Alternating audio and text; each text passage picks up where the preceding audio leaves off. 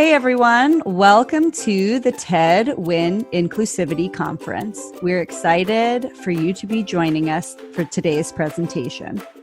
I'm Tina. And I'm Gina. I'm Heather. We are your hosts for this week's conference. And we wanted to give a big shout out to our gold sponsors, Alsana, Center for Discovery, EDRE Pro, and Simple Practice. Your support means a lot. Stay tuned for the Q&A in your Facebook group or through the YouTube if you'd rather watch it later.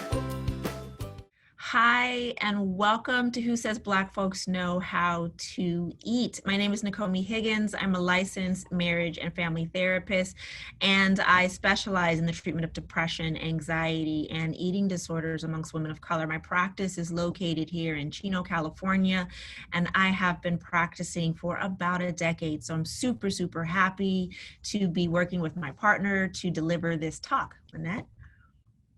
Hello, my name is Lynette Broom, Registered Dietitian Nutritionist, and I work in Southern California, Greater Los Angeles area in North OC predominantly. I do a lot of work with intuitive eating in my practice, health at every size, and really looking to diversify the dietitian kind of space. So I do mentoring with diversified dietetics as well. So that is me. Yay. So before we get started, we want to go ahead and invite you guys to follow us. We are always happy and excited to meet other professionals in the field. So you can find us on Instagram at the Soul Power Coach, as well as _LB Nutrition _. So our focus today, our goals today are to inform, to challenge, and to resource. Now, we understand that a lot of you are familiar for the most part with eating disorders and are actively treating clients in this space. But we also recognize as professionals of color that there is a huge conversation that is unintentionally overlooked in the eating disorder world and community. And by, again, emphasize on unintentionally overlooked, because I think that we tend to approach a lot of our clients through the same lens. So we really wanted to use this as an opportunity to highlight the fact that because 30 million people of various ages and ethnicities and backgrounds and genders are living with an eating disorder, we wanted to change and challenge the narrative that eating disorders are confined to this particular image.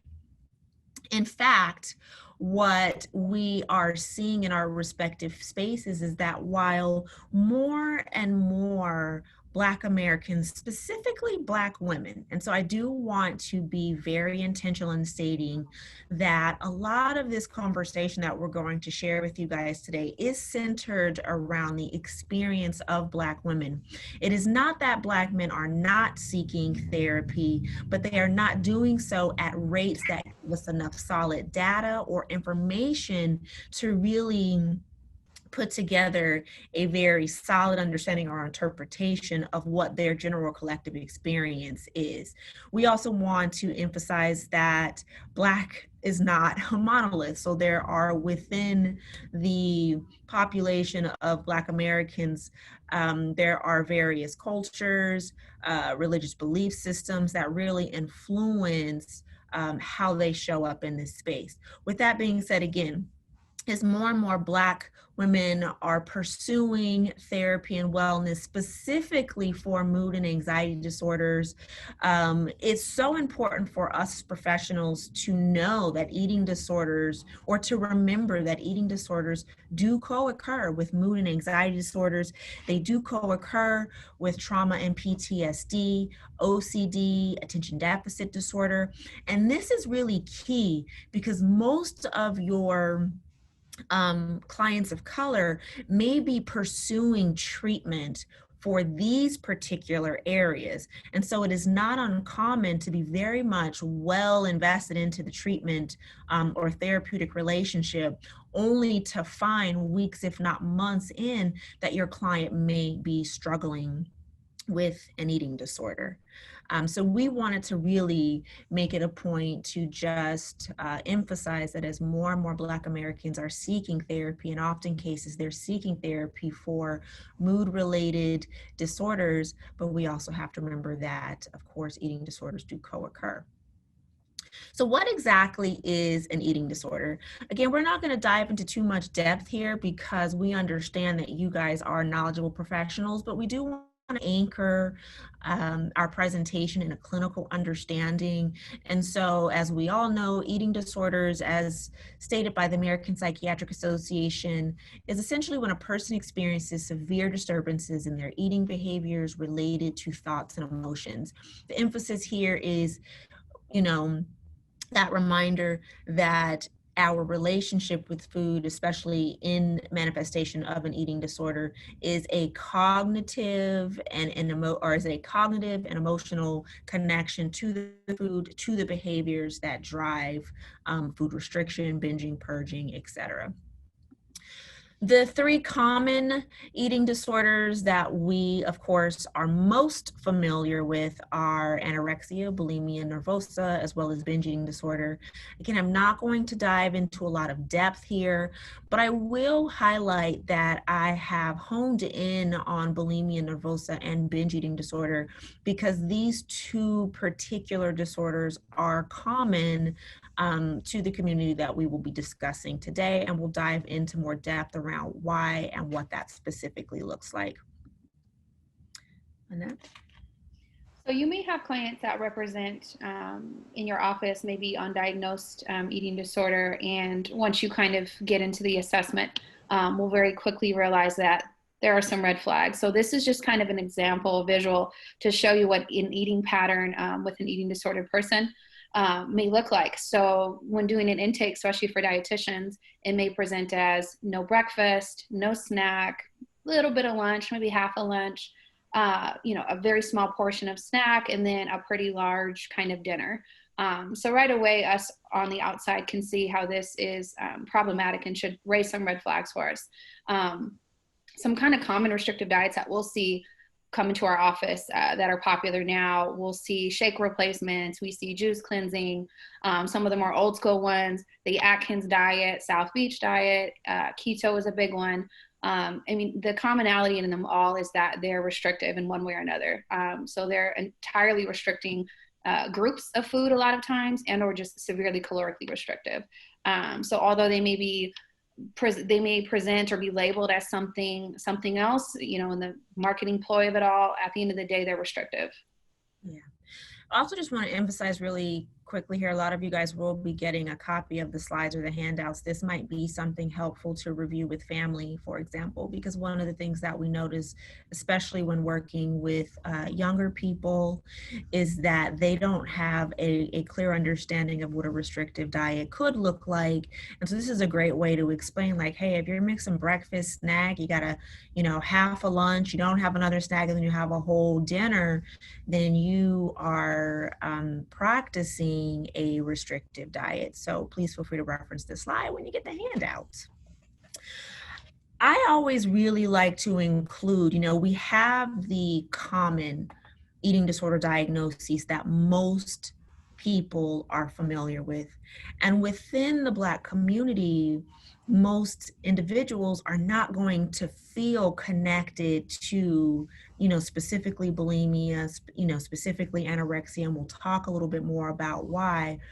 But we also don't want to rule out diagnoses like avoidant restrictive food intake, in which what we understand in the field is that a person who is engaging in behaviors within this or under this umbrella have a lack of apparent interest in eating food or avoidance of food based on sensory, based on characteristics of the food, based on a fear of choking, based on smell. And so they're not driven by that fear of weight gain. They're not driven by the fear of becoming fat and et cetera, et cetera. And so we want to make sure that we understand that even within the Black community, we want to educate and listen for symptomology that will also fall under the avoidant restrictive food intake. Again, the warning signs are a report inconsistent or vague gastrointestinal issues, dramatic restriction, again, in types of food or amount of food. We're looking for concerns around texture. We're looking for concerns around smell, color, things like that. Fears of choking or vomiting. I remember having a 10-year-old client that I was working with that had experienced significant decrease in body weight because she had an experience of choking a year prior, and it was so scary and so traumatic for her that she quickly reduced any food group that might have posed a threat to a potential choking hazard.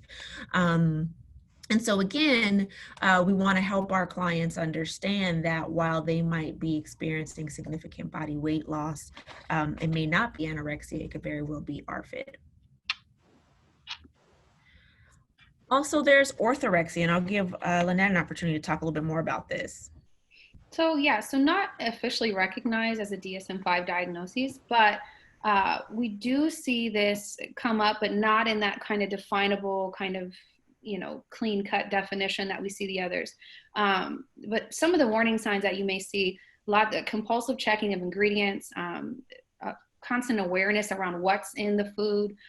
There's a lot of preoccupation with maybe who's preparing the food, not knowing what ingredients are in the food, very narrow range of foods that are eaten. What I see commonly is it's concurrent a lot of times with our other big diagnoses like anorexia, bulimia, binge eating disorder. So there's a lot of overlap with orthorexia and these other diagnoses as well. And really what you see is an kind of intertwining with this high value and self-worth a lot of times with specific types of food, again, that fit into a very narrow category. And what you'll see a lot of too is a lot of this good and bad food kind of presentation that's really prevalent with orthorexia. Yeah. Okay.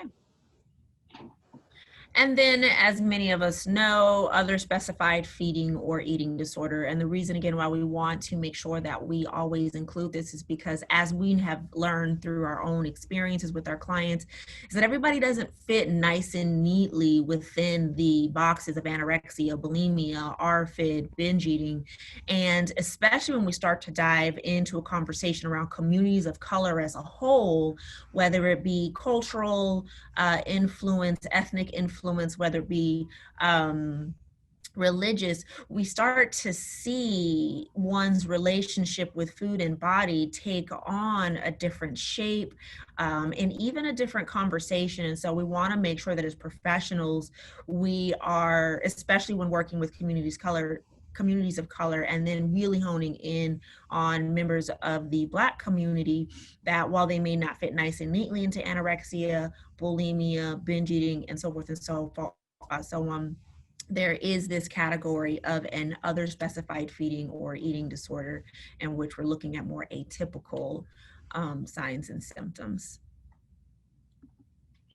So the conversation, again, we really wanted to lay a foundation, a clinical foundation understanding for eating disorders, because we are aware that many of you as professionals have been working in this space for some time.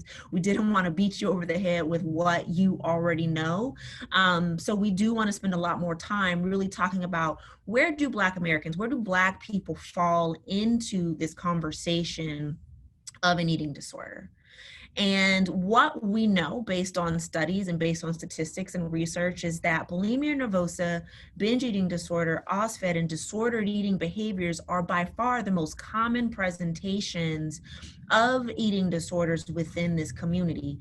Again, we want to emphasize and stress that while many Black women are pursuing therapeutic support for their wellness, they are coming in with the need to address signs and symptoms of trauma, depression, and anxiety. They don't all have the awareness or the understanding that they may also be engaging in disordered eating behaviors. And so as professionals, it's very important that we are on the lookout. Lynette, I'll turn it over to you. Yeah, so disordered eating is not, again, something that is going to cleanly fit perhaps into one of our categories for diagnosis. But the potential there for development of an eating disorder is a lot more pronounced in these people that exhibit these types of disordered eating behaviors. So what we'll see this kind of show up as is a lot of your chronic dieters are going to fall into this space. What we're seeing kind of in the Black community and Black women we work with, it's showing up as, you know, waist trainers and flat tummy teas and body wraps and, you know, laxative use without being labeled again as such or marketed as a laxative, but very much so a laxative. So we'll see it showing up in that way. And it's not categorized as such. So people don't have as much, I guess, as much of a setback to it because it's not labeled as such. Because, you know, why wouldn't someone want to be more healthy, right? I'm just trying to be more healthy. But there's a lot of disturbance that comes with disordered eating. So the question is why? Why are we seeing that Black Americans are not immune to the struggles of having an eating disorder? So I want to spend some time, and while I could not kind of visually create what I'm, you know, this spectrum, I wanted to really hone in on when we're looking at sociocultural stressors that will influence or can influence the development of an eating disorder or even body dissatisfaction in an individual within our community. On a macro level, we're still looking at a common promotion of the thin body ideal. We're looking at a promotion of the European body ideal. As Lynette has already mentioned, there's still this good food versus bad food philosophy. There's still a sexual objectification of male and female bodies, especially those bodies that are curvier. And as you already know, people of color are more prone to a different stature in their body type. This also overlaps with fat phobia. It overlaps with diet and purge culture. It overlaps with mental health stigma in communities of color.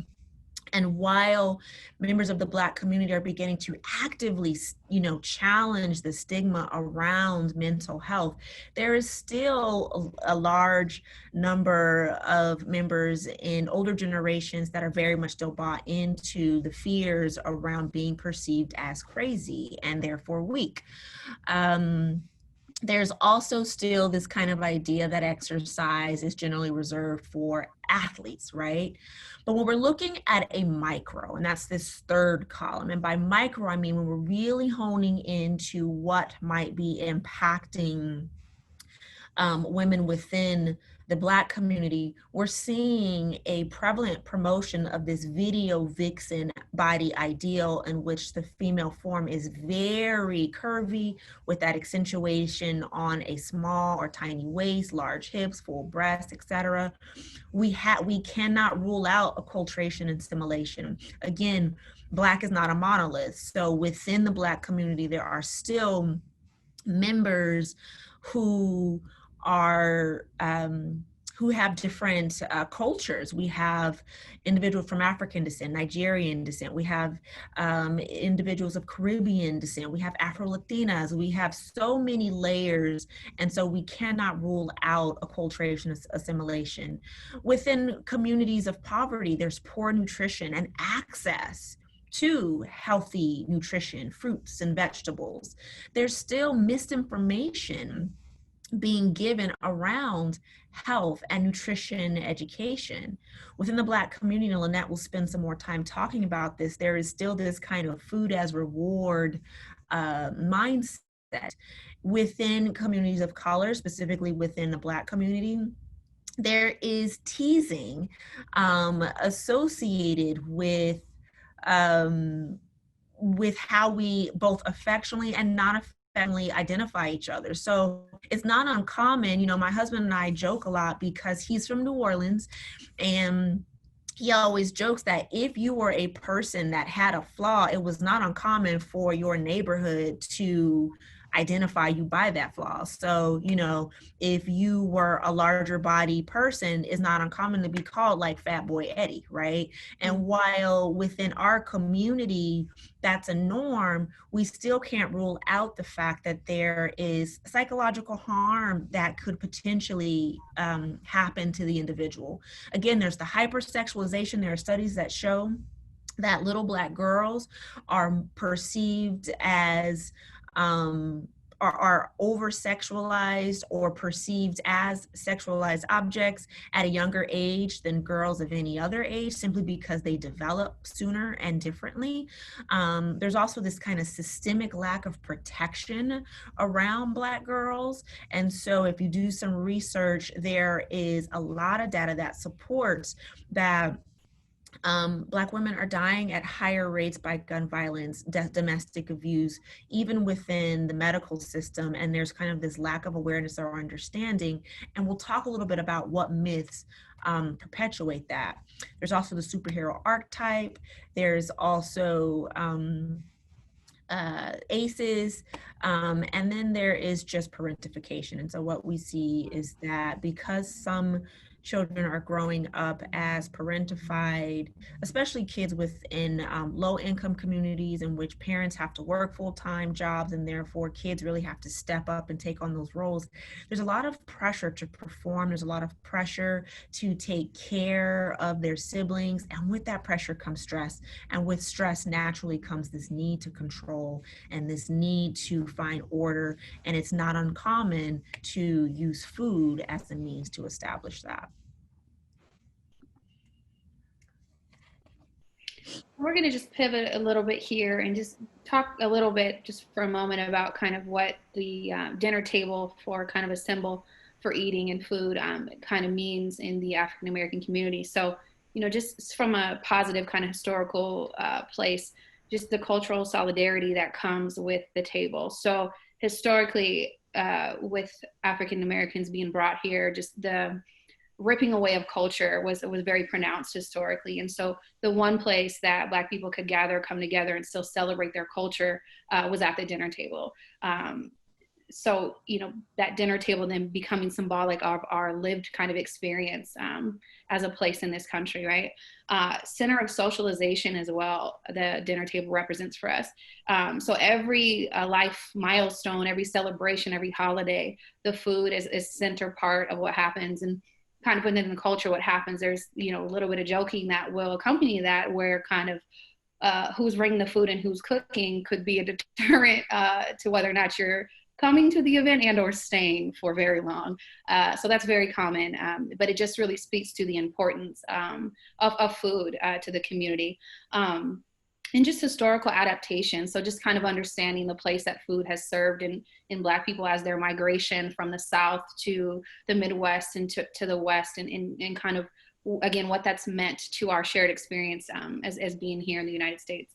Some opportunities for change, obviously coming from an RD lens, there are some things that have kind of been attached to eating or at the dinner table, right? So there's a lot of kind of a clean your plate mentality at times that some of us have grown up with, where regardless of how hungry or full you may feel, you will finish your plate before you leave the table. So that's a kind of a piece or an opportunity that we have to maybe take a closer look at that. And then obviously just creating a balance maybe with some of our soul food that we have, traditional soul food, just pivoting from that a little bit to bring in some ingredients that are a little bit more balanced, maybe not as much, you know, pork or fried food and things like that. So again, from a lens as a dietitian, just an opportunity to create a more, I guess, well-rounded kind of meal pattern, but just understanding the cultural and historical significance that food has kind of meant to the culture. And so under the same an umbrella of, you know, why are we starting to see more eating disorders develop within the Black community, and specifically, again, amongst Black women, is, you know, I always want to remind professionals that we are not immune to trying to survive and cope. And by cope, what I mean is we can see just in our current climate that racism that the stressors of racism and the deaths, the trauma, those are all things that are greatly contributing to the Black experience. A very big conversation that isn't oftentimes talked about are also the number of Black women who are killed. Not only, again, resisting police brutality, but again, within the medical system. And because of these losses and because of these deaths, but also because Black women have historically been perceived as strong individuals who can figure it out on their own and don't really need support, this myth is not only perpetuating isolation, it's perpetuating humanity. It's perpetuating our humanness and the fact that while we are attempting to cope, we are not immune to those common thinking errors that drive eating disorder behaviors. I'm not good enough. I'm not pretty enough. I'm not safe in my body. You know, thinking errors such as I can't break because if I break, I'll be perceived as weak, or maybe I'll be taken advantage of. We're not immune from thinking errors, i.e. I don't have time, I can't drop the ball, I can't let anyone down, I must serve or put others before me. And these thinking errors are becoming more and more prevalent in our data. Data shows that Black teenagers are 50% more likely than white teenagers to exhibit bulimic behaviors such as binging and purging. But here's what I always like to point out for professionals. While binging and purging through the inducing of vomiting might be common, as we know, bulimia, within the Black community, as Lynette has already stated, we're seeing purging in the form of laxative use. And teas and tummy teas. And within our community, I mean, my clients themselves have never even connected that they are engaging in purge behaviors. But even in binging, when you're growing up, binge eating, when you're growing up in a family system that historically eats large portions, you're not always making that emotional connection as an abnormal linkage to food and to your body. And so it's really, really important that we understand, that you guys understand that despite this kind of superwoman construct that paints this picture that Black women are impenetrable and therefore so strong and confident that they are not burdened by the fears and the worries that many of us humans experience, we've got to shift that perspective because it is in fact showing up in so many areas of life, especially in the areas that it shouldn't be. So this was a study. You can find this information on the National Eating Disorder Association, i.e. NEDA.com, in which when professionals were presented with identical case studies demonstrating disordered eating symptoms in white, Latino, and Black women, mental health clinicians were asked to identify if the woman's eating behaviors were problematic. 44% identified the white woman's eating disorder behaviors as problematic. 41% identified the Latinos. 17% identified the Black woman's eating disorder behaviors as problematic. These are identical cases, and only 17% of professionals were able to identify these behaviors as problematic. This is a huge issue, and this is partly the impetus behind this conversation that we wanted to have, because there's something that's happening that's distorting our ability to see the problematic behaviors that these individuals are engaging in, and we believe it has a lot to do with perceptions and misguided perceptions at that. So I really love the other piece of, you know, Dr. Carolyn Cocker-Ross, who is a certified eating disorder specialist, very well known in the community, as well as a Black medical professional, really hit the nail on the head, because we're also not immune from body dissatisfaction. And what Dr. Ross stated is the effects of racism from the past and present and the trauma associated with racism may play a critical role in Black women's health. Past historical depictions and the trauma associated with racism must be considered when dealing with and effectively treating eating disorders in the Black female population. It is imperative that we understand that while many of our clients may not have experienced directly trauma, there is an experience of inherited trauma as a result of racism that is triggered at the visibility of it, at the prevalence of it. And that creates a stress in the body, that creates a stress in the human brain. And so what we begin to see as well is that this stress leaves Black women questioning their beauty, leaves Black women questioning their body. And so we are as well very much victims of body dissatisfaction.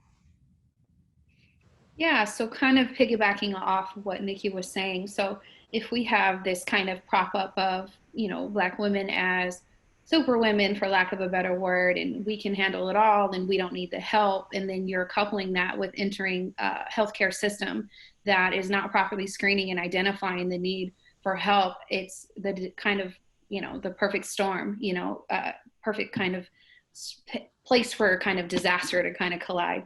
And so we're not immune from body dissatisfaction, and it kind of comes two tiers. So we're dealing in a macro system that glorifies a thin ideal.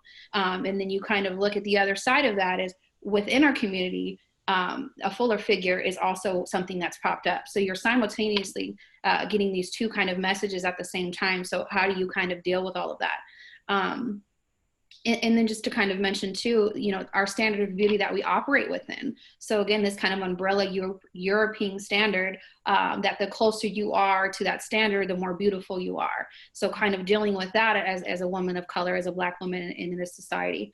And just a thing to mention kind of on that piece is understanding that with Black women, there's a lot of politics around hair, and understanding the place that fits with body image and self-worth and value.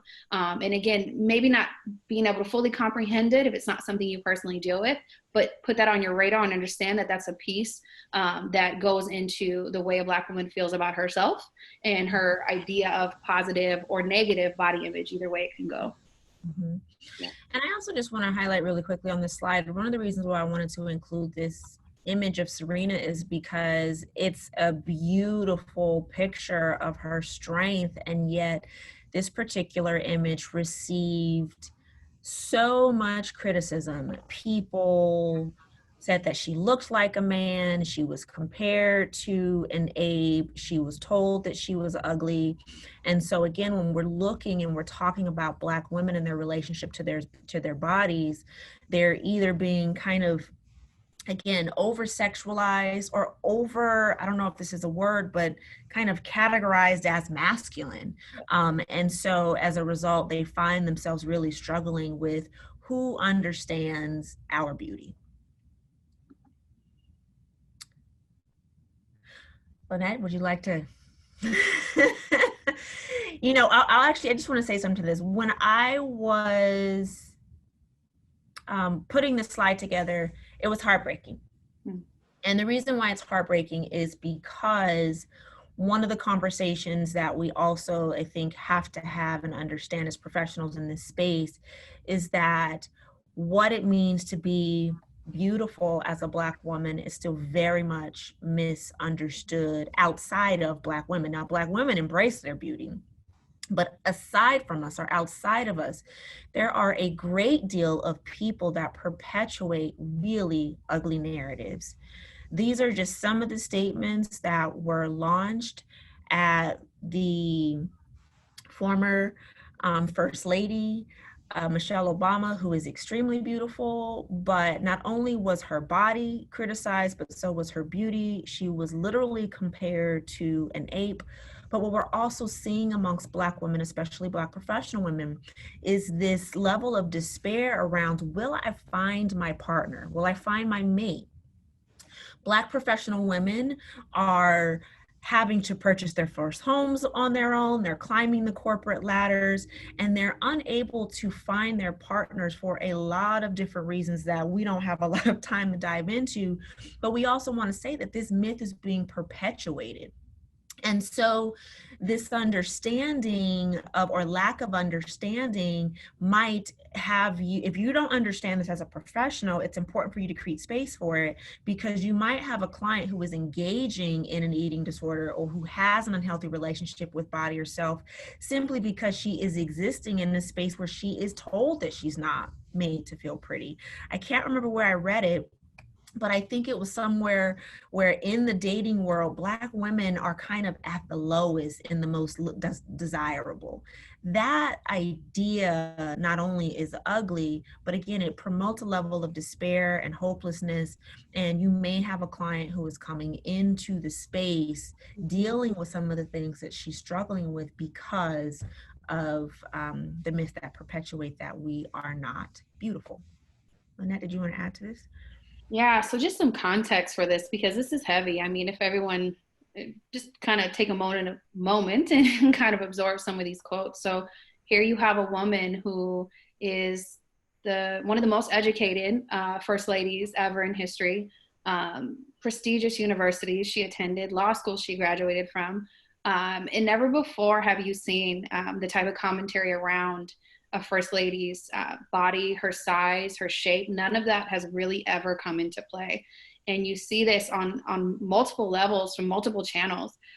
Just she's bombarded with all of this. So again, speaking to the over-sexualization of women's bodies, from the kind of hyper focus on her shape and her body. So we haven't really ever seen anything like that, and it's unique. And it's noteworthy that she's the first Black first lady as well. So really just kind of speaking to some of the other points that we made earlier in the presentation, and just the comparison, there is none, because we've never experienced any type of onslaught of attack like this from any other first lady in history. So it's pretty powerful what she experienced. Yeah. And then there is, again, we're staying within this umbrella of coping and what your Black female clients may be struggling with, and the struggles that may be contributing to their relationship with food and body, or their distorted relationship with food and body. There's also the stress around perfectionism and high achievement associated, again, with the strong or exceptional Black woman's, I like to call it the code of conduct. And the reason why I say that is because when Black Americans were freed and allowed to get jobs, allowed to build wealth for their families, Black men were not allowed into the workforce, Black women were. And as a result of that, Black women had to construct this kind of code of conduct to support their identity as Black women, to protect them. And that's where we see the strength. That's where we see the superwoman complex. That's where we see this perfectionism, this tendency to put others before ourselves. And so we cannot see this code of conduct without also seeing the level of stress that it can induce. Again, we've talked about the impact of trauma, both inherited and experienced firsthand. We cannot rule out exhaustion associated with living in a state of double consciousness.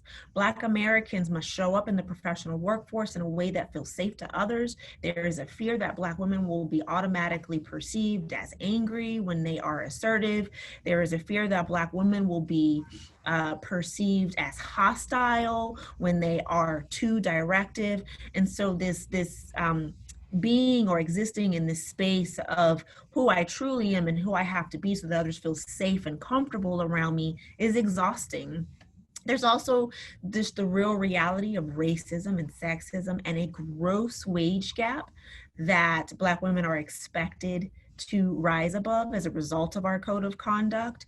And there's this callous oversight of our safety, which I have already mentioned, and then again, the over-sexualization of our female and male bodies. So again, there are a number of variables that are influencing or can be understood as stressors. And so because we are not immune, it's so imperative that we as professionals create space for our clients to explore for themselves the ways in which their relationship with food and their bodies have been impacted. So what does responsible care look like? We're going to keep it short, sweet, and simple. And Lynette, you're welcome to kind of elaborate if I don't elaborate well enough.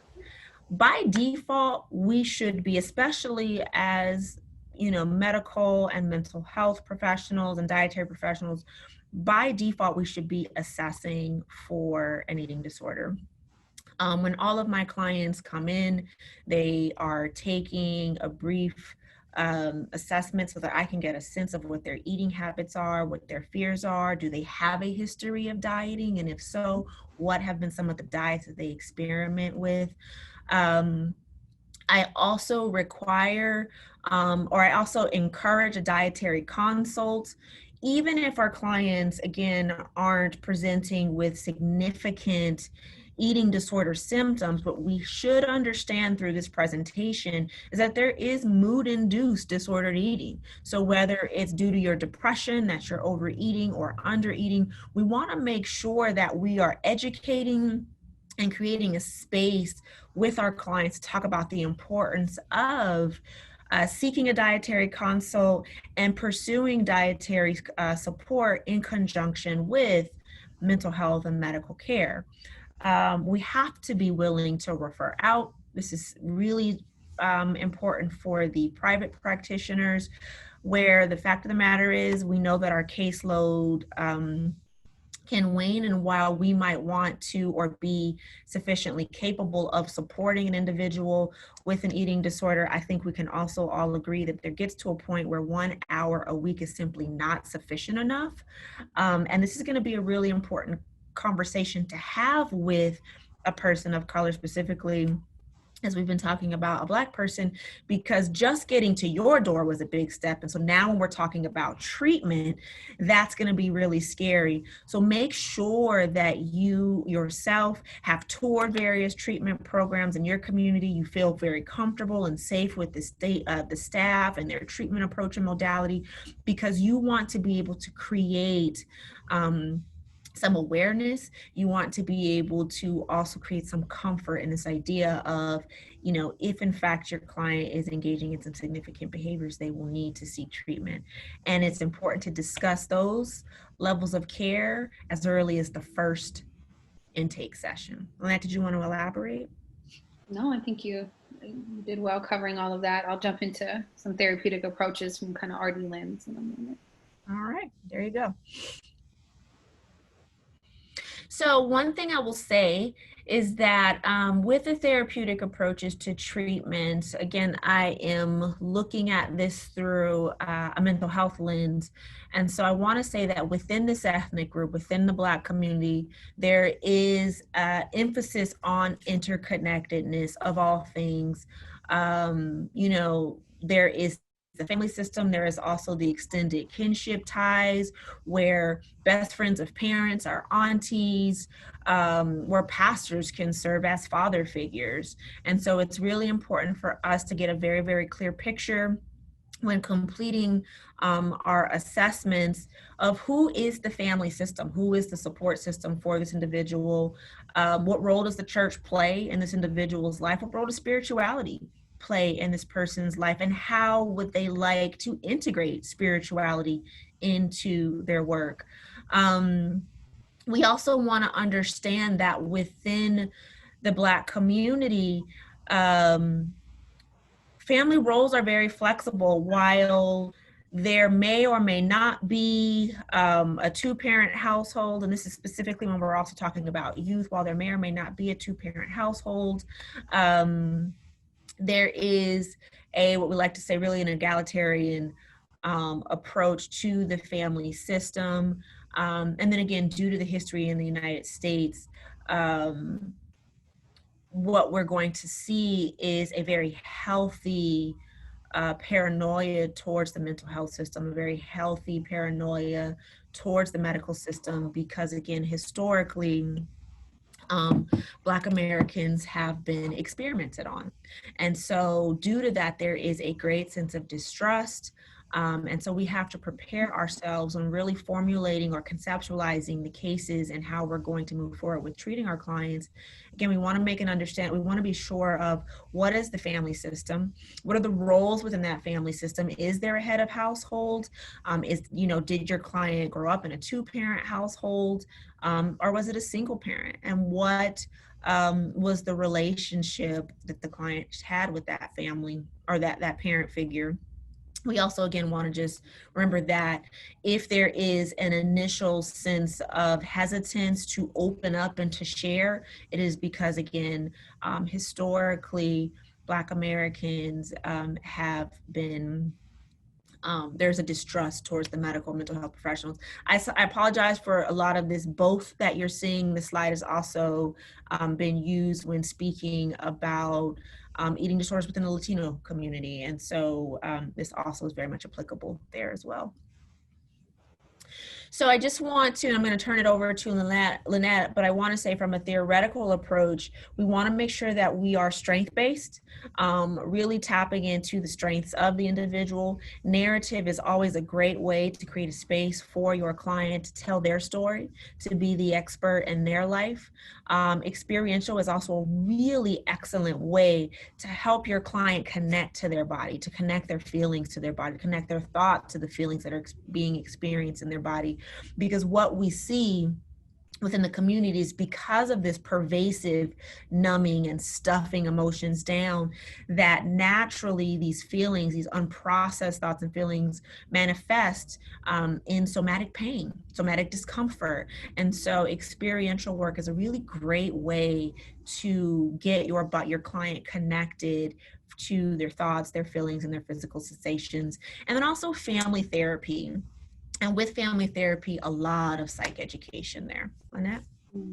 So both in the therapeutic from mental health kind of perspective, and then as RDs, the approach is the same in that we are coming as the expert in whatever space that is. So for a dietitian, you're the nutrition, we're the food experts. The therapist is, the mental health kind of expert in that space. But we're not the expert on that person. We're not the expert on their unique kind of cultural experience and what that means.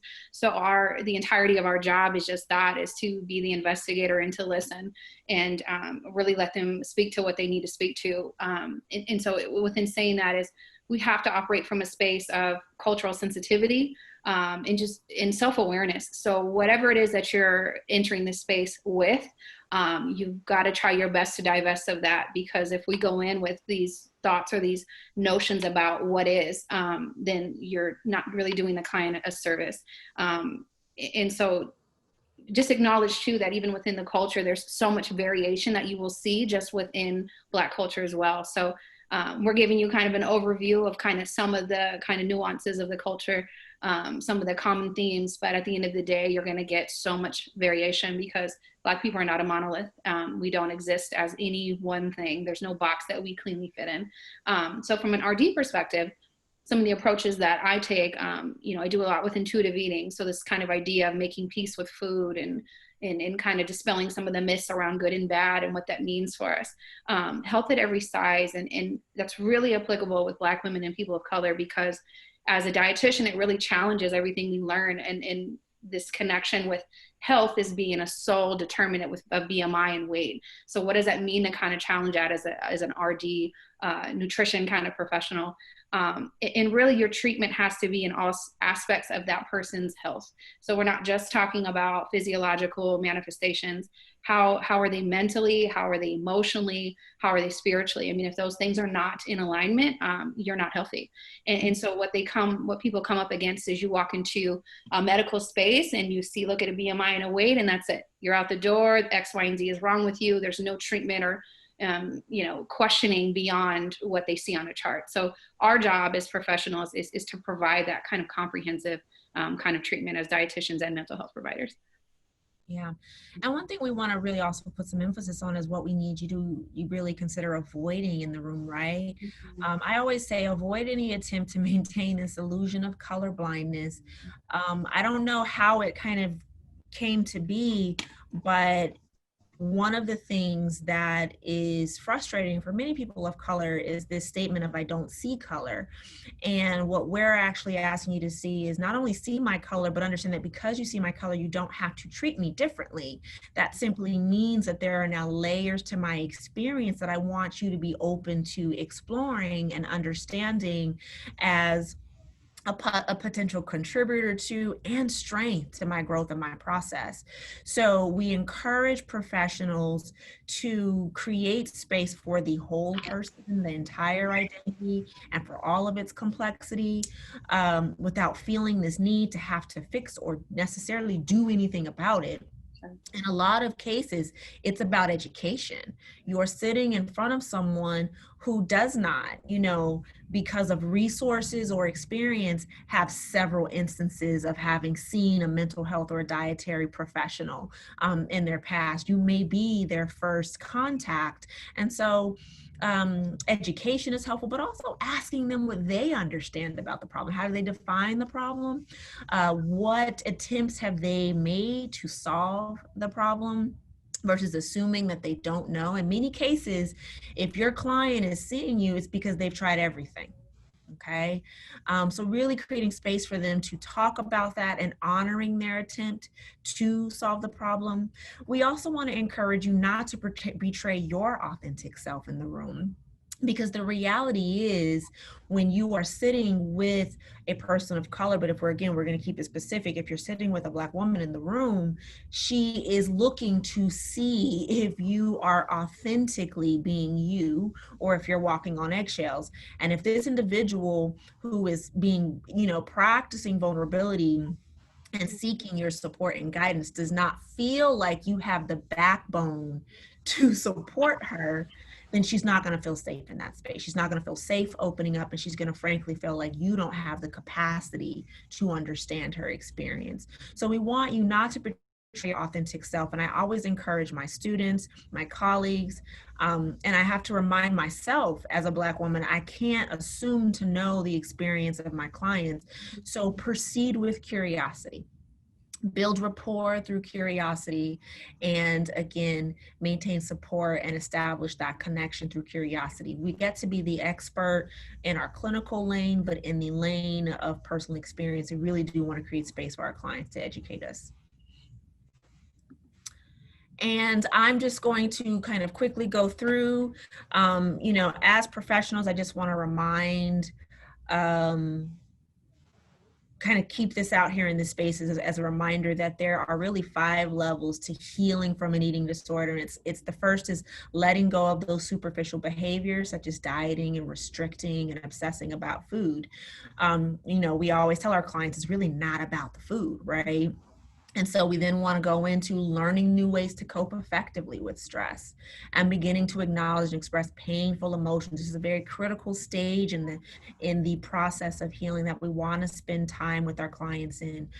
Developing that body awareness, letting go of those core beliefs that drive the unhealthy and maladaptive behaviors. And then we want to help our clients discover ways to satisfy just that profound human need to find meaning in life, to connect and to grow and to feel empowered as human beings. And so we have some resources, some reading resources. There are not, unfortunately, a lot of books around eating disorders in the male population, but there is a really good book that's out there. These are some of the books that I've just enjoyed over the years, and my clients have also. Eating in the Light of the Moon is a book that I will prescribe for homework, as well as intuitive eating, as well as Embody, the 8 keys to recovery from an eating disorder. And then there are also some digital spaces for resources. And then any final words? No, thank you for having us. I hope you got a lot of valuable information, and it's been good. Great. You guys, thank you so much. I hope all of our information was clear. We're so excited to have this space, and we're grateful that you are in it and learning more. And so we wish you so much success in your practices and in your clinical work with your clients. Have a good one. We hope you enjoyed today's presentation. Thank you to the presenters for doing a fabulous job. Again, stay tuned for the Q&A. You'll see the link in the Facebook group on your emails, and you can find the recording later on YouTube. Thanks again to our sponsors. Our gold level sponsors are Alsana, Center for Discovery, EDRD Pro, and Simple Practice.